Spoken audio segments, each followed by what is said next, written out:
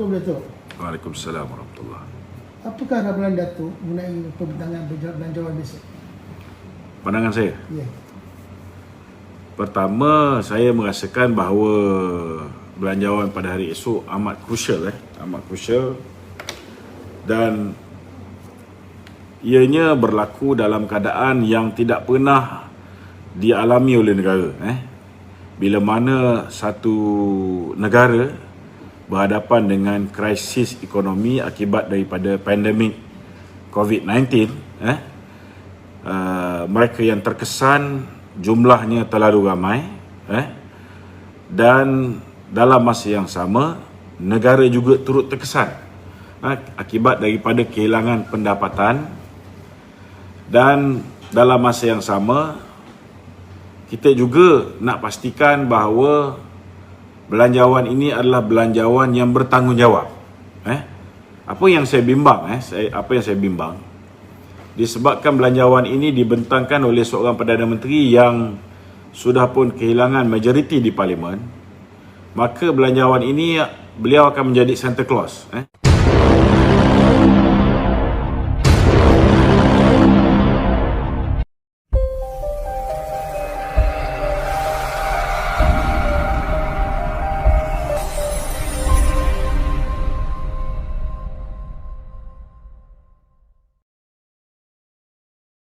Jangan lupa subscribe Ingat subscribe Ataupun menjadi akan menjadikan belanjawan ini umpama belanjawan gula-gula ataupun belanjawan pilihan raya, kerana sekiranya belanjawan ini lulus sekalipun, beliau akan berhadapan dengan undi tidak percaya ataupun kebarangkalian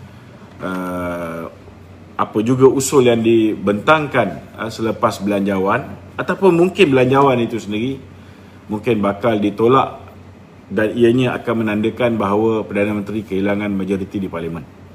Jadi saya nak beritahu satu, sekiranya belanjawan pada hari esok, biasa kalau kita tengok belanjawan ni, kalau kita tengok zaman Datuk Seri Najib dulu, kita engage dengan awam berbulan lamanya. Kementerian Kewangan, saya dulu pernah menjadi pengarah komunikasi Kementerian Kewangan. Kita lihat bahawa pihak Kementerian Kewangan engage dengan rakyat berbulan-bulan bagi mendapatkan input daripada rakyat, sama ada mereka yang terlibat dalam industri, sama ada mereka yang terlibat sebagai pengguna, mereka yang terlibat di kalangan kaki tangan awam, mereka yang terlibat di kalangan NGO. Semua pihak yang terlibat dikonsult terlebih dahulu, diminta pandangan mereka supaya kita dapat menghasilkan satu belanjawan yang sempurna tetapi mampu untuk dilaksanakan oleh negara. Ini penting ni. Nak membuat satu belanjawan yang boleh memuaskan hati semua orang bukan satu perkara yang mudah. Tetapi jika kita buat sesuatu belanjawan yang semua orang puas hati, ini jauh lebih bahaya, kerana kebarangkalian untuk kita menunaikan janji tersebut, menunaikan belanjawan tersebut, mungkin kita tidak upaya. Jadi itu sebabnya saya merasakan dalam keadaan hari ini, dengan nasihat ke bawah duli supaya belanjawan diterima oleh ahli-ahli Parlimen, saya yakin kemungkinan besar ahli-ahli Parlimen akan memberikan sokongan padu kerana rasa hormat mereka kepada pihak istana, bukan kerana Muhyiddin Yassin, lebih kepada rasa hormat mereka kepada pihak istana. Namun sekiranya belanjawan ini digubal secara tergesa-gesa seperti mana yang berlaku sekarang, 1-2 minggu lagi nak dibentangkan, hari ini baru nak bentang, minggu lepas baru nak konsult pembangkang, baru nak konsult pihak-pihak tertentu di dalam kerajaan sendiri, maka saya tidak berapa yakin bahawa mereka dapat menghasilkan satu belanjawan yang boleh memenuhi keperluan rakyat terbanyak, yang boleh menyelesaikan masalah rakyat yang hari ini berhadapan dengan ketidaksempurnaan pendapatan, kehilangan pendapatan secara total, dan apa yang dipanggil sebagai kekangan-kekangan akibat daripada sekatan-sekatan apabila berlakunya PKP, PKP-B, dan ada setengah-setengah tempat PKP diperketatkan. Begitu juga dengan sebelum ini, bermula daripada bulan Mac kita berhadapan dengan PKP yang pertama lagi. So ianya memberikan kesan, dan kesan-kesan ini terkumpul menyebabkan kehidupan sebahagian besar daripada rakyat, walaupun ada setengah-setengah sektor pembuatan barang-barang mentah, groceries contohnya mungkin okey sikit, sektor pembuatan mas, sarung tangan mungkin okey, sektor kesihatan, perkara-perkara yang digunakan macam PPE dan sebagainya mungkin sikit lebih baik berbanding dengan yang lain. Tetapi hampir yang lain, 80-90% yang lain ini mereka amat-amat terkesan. Jadi dalam keadaan hari ini, kita nak pastikan bahawa belanjawan ini mestilah belanjawan yang bertanggungjawab. Itu lebih penting. Kerana sekiranya belanjawan ini tidak bertanggungjawab, belanjawan ini bertukar menjadi belanjawan pilihan raya. Kerana Tan Sri Muhyiddin mungkin tahu bahawa selepas ini beliau mungkin akan berhadapan dengan undi tidak percaya.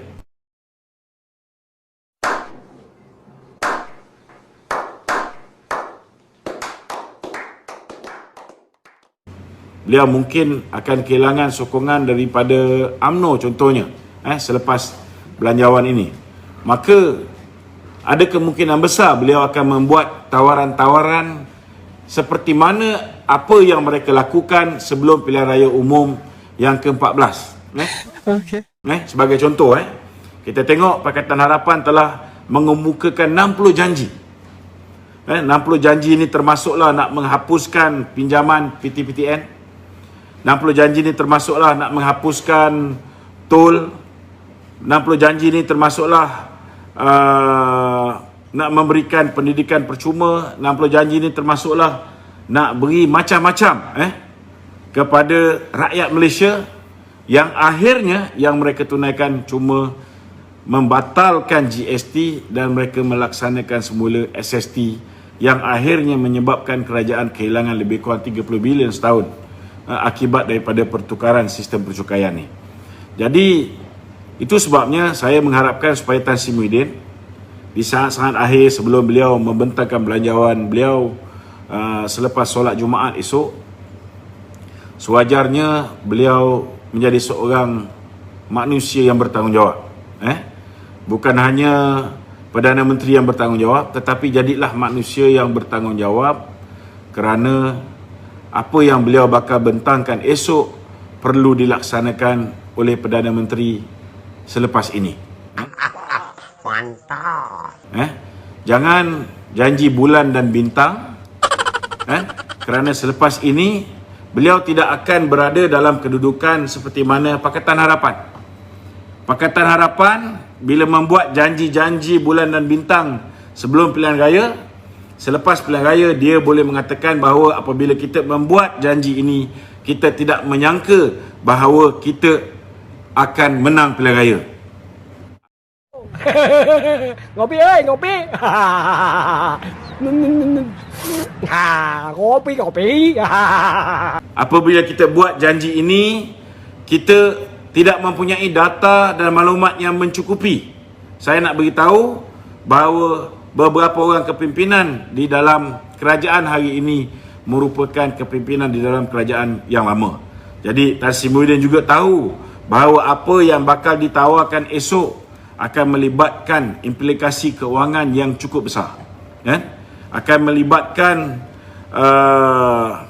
keperluan untuk memastikan bahawa ianya perlu dilaksanakan Dan jika ianya perlu dilaksanakan, adakah unjuran pendapatan munasabah?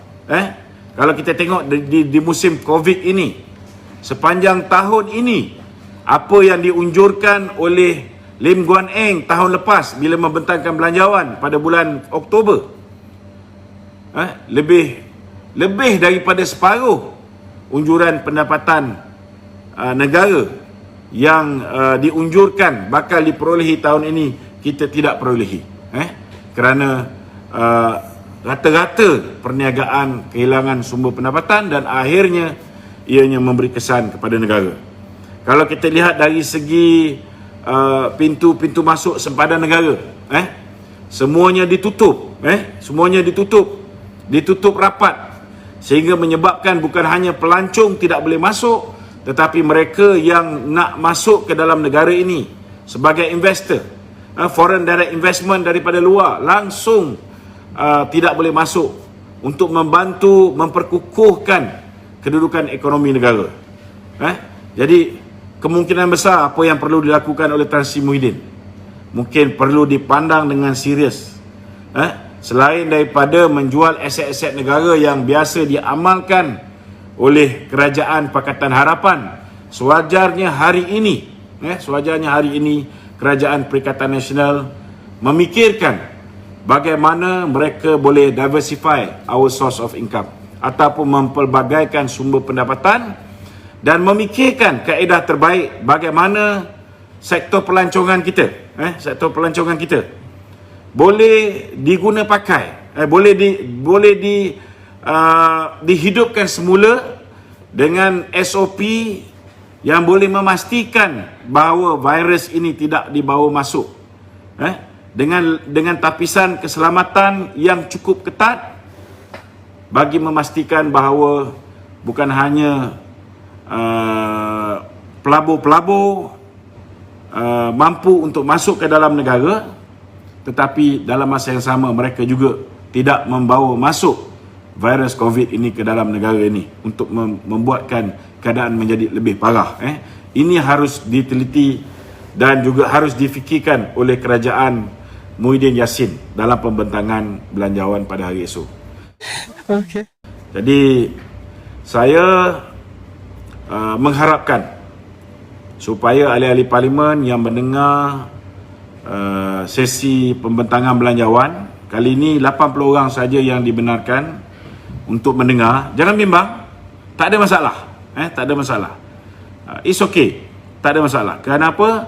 Kerana 80 orang ni maknanya 41 orang daripada kerajaan akan dapat tag untuk masuk, dan ketua-ketua whip setiap parti, mereka lah yang akan menjaga tag ini untuk menentukan siapa di antara pimpinan ataupun MP parti masing-masing untuk masuk ke dalam Dewan. Setiap kali sidang Dewan tidak lebih daripada 8 orang, 41 daripada kerajaan, 39 daripada pembangkang dan juga daripada bebas. Yang penting sekali tuan-tuan, jangan bimbang ketika sesi pengundian. Kesemua 222 orang ahli parlimen akan dibenarkan untuk memasuki Dewan serentak. Jadi jangan ada yang pening kepala. Keputusan kerajaan ni kita anggap ianya untuk memastikan bahawa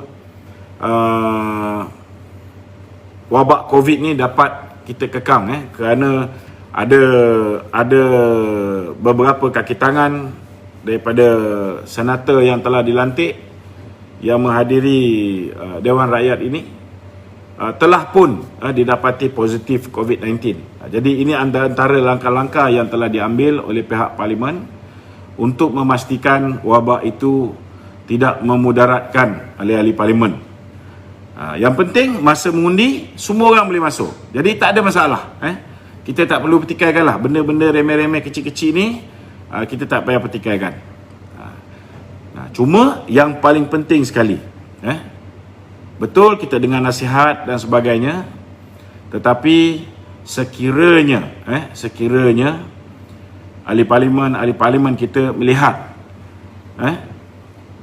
apabila Tan Sri Muhyiddin membentangkan belanjawan belanjawan ini adalah belanjawan yang tidak munasabah untuk dilaksanakan seperti mana manifesto Pakatan Harapan pada tahun 2014 yang dilafazkan, yang dibentangkan khusus menjelang pilihan raya umum yang ke-14. Sama juga dengan keadaan sekarang, belanjawan yang dibentangkan menjelang pilihan raya umum yang ke-15. Sekiranya anda, ahli-ahli parlimen, merasakan bahawa belanjawan ini sukar dan tidak munasabah untuk dilaksanakan oleh kerajaan yang bakal memerintah selepas Tan Sri Muhyiddin bukan lagi menjadi Perdana Menteri, anytime selepas proses pengundian berlaku, maknanya tempoh Tan Sri Muhyiddin ni sebelum 15 Disember kita akan ada Perdana Menteri baru, kemungkinan besar, kalau bajet ini tidak diluluskan. Maknanya suka tak suka tuan-tuan perlu melihat, meneliti belanjawan ini dan melihat kemunasabahan dan kemampuan sama ada negara kita mampu untuk menunaikan apa yang terkandung di dalam belanjawan yang bakal dibentangkan petang esok. Ini je permintaan saya kepada ahli-ahli parlimen.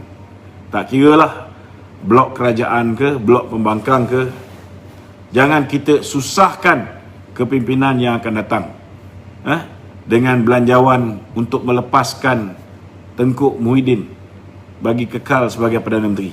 Ini sangat bahaya, tuan-tuan. Okey, ada apa-apa lagi? Datuk, Ya. adakah bajet ni benar-benar bajet yang diharapkan oleh rakyat dan juga memberi manfaat kepada negara? Itu bergantung pada apa yang dibentangkan besok, kan? Tetapi macam saya cakap, saya sudah menjangkakan, bahawa inilah yang akan menjadi belanjawan terakhir Muhyiddin Yassin sebelum pilihan raya umum yang ke-15. Maka beliau akan janjikan bulan dan bintang. Kalau sebelum ini beliau tidak bersetuju dengan cadangan kita, cadangan Datuk Seri Najib supaya EPF, akaun pertama, kita dapat benarkan mereka-mereka yang mencarum mengeluarkan sekurang-kurangnya maksimum RM10,000, kan? Tetapi sekiranya beliau melihat bahawa untuk mendapatkan sokongan rakyat dalam pilihan raya yang akan datang, yang beliau tahu tidak dapat dielakkan sekiranya beliau gagal mendapat kelulusan belanjawan ini, maka beliau akan masukkan perkara ini di dalam belanjawan bagi memastikan belanjawan ini akan disokong oleh rakyat walaupun tidak disokong oleh ahli parlimen. Nampak? Jadi saya menjangkakan belanjawan ini pasti akan jadi belanjawan yang hebat, kerana ianya belanjawan Santa Claus. Dia akan bagi macam-macam, kerana dia kemungkinan besar tidak perlu melaksanakan tanggungjawab menunaikan belanjawan tersebut. Yang akan bertanggungjawab menunaikan belanjawan tersebut ialah pengganti kepada beliau, kerajaan selepas ini. Dan ini amat bahaya. Datuk, Ya. tak guna kalau kerajaan kita berbelanja dana besar untuk bajet ni, dan kita dalam arti kata lain merupakan defisit bajet yang agak besar. Tapi kita tak ada plan langsung untuk menjana kembali duit yang kita keluar tu. Apa pandangan Datuk? Itu sebabnya saya cakap tadi, siapa pun jadi Perdana Menteri sekarang ni, belanjawan tahun ini tetap defisit. Ini kita kena terima hakikat. Ya. Belanjawan tahun ini tetap akan defisit. Kerana apa? Kerana kita sudah kehilangan pendapatan. Okay? Dan untuk memastikan bahawa ekonomi negara berkembang, memang kita kena inject stimulus package rangsangan ekonomi. Kerana dengan package rangsangan ekonomi, dengan berbelanja lebih, contohnya BRIM, kenapa Datuk Seri Najib memperkenalkan BRIM? Kena ingat, bila Datuk Seri Najib memperkenalkan BRIM, peringkat awal kita bagi untuk mereka yang berpendapatan RM3,000 ringgit, pendapatan isi rumah RM3,000 ke bawah. Tetapi akhirnya menjelang 2017, BRIM sudah mencapai 1,200, dan mereka yang berpendapatan isi rumah RM4,000 ke bawah dapat. Kalau menang pilihan raya itu hari, mereka yang berpendapatan RM5,000 ke bawah pun akan dapat BRIM. Kali terakhir kita beri BRIM ni, kita beri kepada 7.2 juta keluarga. Dan nilai BRIM yang kita berikan ialah sebanyak 6.8 bilion. Dan bila kita bagi dekat orang kampung duit-duit dan juga orang bandar ni, mereka-mereka yang betul-betul memerlukan, especially the B40 ni, they spend the money, dia orang belanjakan duit ni. So bila dia berbelanja, mereka gunakan duit ni. Kalau dia beli ayam, kambing, lembu, ianya akan membangkit industri penternakan. Kalau dia bayar sewa beli kereta, sewa beli rumah, ianya akan membangkit industri perbankan, pemotoran, perumahan. So ianya akan stimulate ekonomi itu. Ia akan menyebabkan kuasa membeli rakyat tu lebih kuat, kerana rakyat ada duit lebih. Itu sebabnya cadangan tindakan kerajaan, yang ni kita kena puji. Tindakan kerajaan apabila kita berhadapan dengan COVID-19, salah satu benda yang kita buat ialah kita memberikan moratorium. Itu sebab UMNO kali ni meminta supaya moratorium itu dilanjutkan. Contohnya macam saya, katalah bayar rumah kata ada RM3,000. Kita patut bayar rumah. Kemudian kita ada bayar kereta katalah RM1,700 ataupun RM2,000. Kita ada pinjaman dengan contohnya bank rakyat. Kita ada RM2,000 kena bayar. So ini saja dah RM7,000. So apabila kita berikan moratorium, maka sebenarnya kita memberikan extra 7,000 untuk satu keluarga kuasa membeli tambahan. Duit inilah yang digunakan oleh mereka-mereka yang duduk di dalam rumah ketika musim Covid untuk beli makanan. Faham tak? So walaupun orang lain banyak Covid, semua banyak bisnes sengsara, tapi mereka yang buat food delivery, mereka hidup ketika musim Covid. Yang pertama ni, yang pertama. So kena faham juga, konsep yang sama juga harus dilaksanakan oleh kerajaan. Kalau terpaksa meminjam, ya, kerajaan perlu meminjam, tetapi kena pastikan bahawa kalau nak kata jangan melebihi shilling, zaman Pakatan Harapan pun kita sudah melebihi shilling. Sepatutnya negara ni kita meletakkan shilling, kalau kita nak meminjam, pinjaman kita tak boleh lebih daripada 55% daripada KDNK kita. Dan itulah amalan Barisan Nasional 61 tahun memerintah.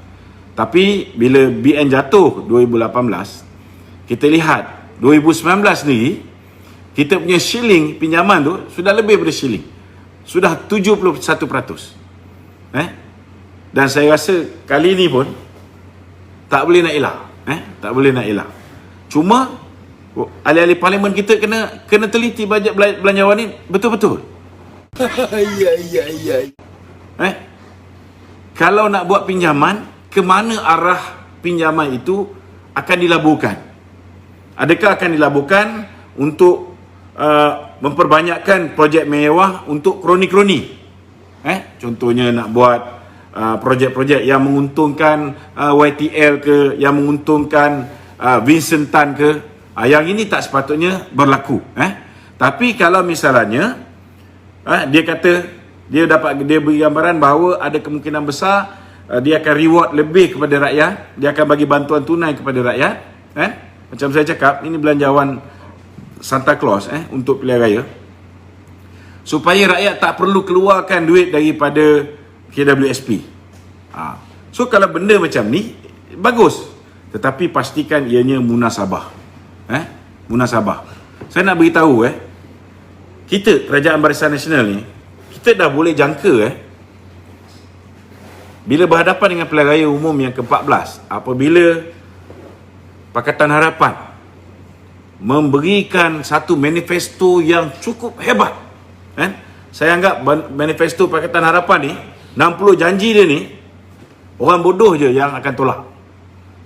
Kecuali orang yang betul-betul bijaksana, yang tahu dari segi ekonomi, kita tak mampu nak menunaikan janji-janji 60 janji Pakatan Harapan ni, mereka tidak akan terpedaya dengan janji ni, kan? Tetapi rata-rata yang lain mereka termakan. Tapi pernah tak kita terfikir kenapa Datuk Seri Najib, kenapa BN kita tak counter, kita tak counter dengan memberikan tawaran yang lebih hebat daripada Pakatan Harapan demi untuk mengekalkan kuasa. Itu beza di antara Barisan Nasional dengan Pakatan Harapan. Bila kita berjanji, ini satu benda sifat Datuk Seri Najib yang ramai orang tak tahu. Kita patut buat pilihan raya selepas SEA Games bulan 11 lebih kurang, tahun 2017. Betul tak? Tetapi kenapa kita delay, kita drag pilihan raya tu sampai Mei? Ini ramai orang tak tahu. Sebab Datuk Seri Najib ni, dia pentingkan, dia nak pastikan apa yang dia janji pada tahun 2013 sudah ditunaikan. Jadi untuk pastikan apa yang telah dijanjikan itu ditunaikan, kita terpaksa pastikan benda tu dilaksana dulu. Dan bila kita pergi untuk membentangkan manifesto yang baru, manifesto pilihan raya 2018, kita keluarkan satu buku. Buku ni boleh didapati, mungkin boleh cari lah. Kita keluarkan track record kita, report book kita, sejauh mana janji-janji pilihan raya umum yang ke-13 telah pun kita tunaikan. Dan amat-amat mengejutkan, kita telah menunaikan 99.6% daripada janji yang kita buat pada pilihan raya umum yang ke-13.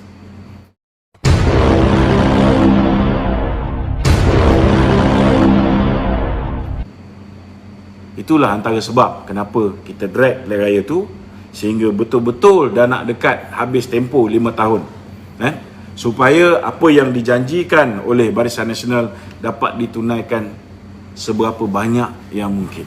Tapi